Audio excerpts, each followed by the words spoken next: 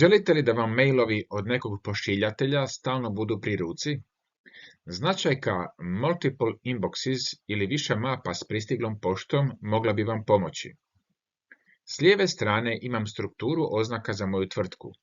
Imam oznaku za šeficu i za kolegicu Anu.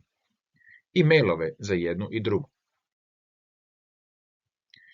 Idem na postavke, pregled svih postavki, odaberem karticu pristigla pošta i pod vrstu pristigle pošte odaberem više mapa s pristiglom poštom.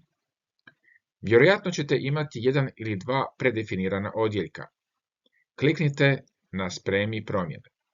Sada kliknite na oznaku šefica i kopirajte ovaj tekst koji će se prikazati u okviru za pretraživanje.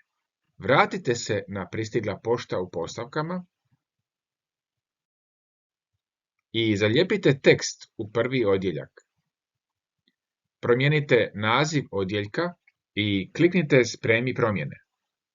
Refreširajte po potrebi i s desne strane treba vam se otvoriti nova cjelina.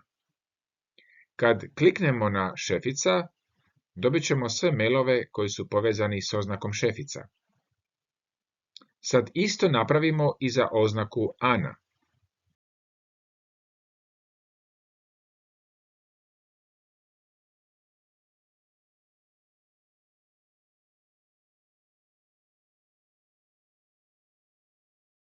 I dobili smo novi odjeljak u kojem su svi mailovi povezani s oznakom Ana. Želite li još ovakvih trikova? Pretplatite se, lajkajte ili nam pišite.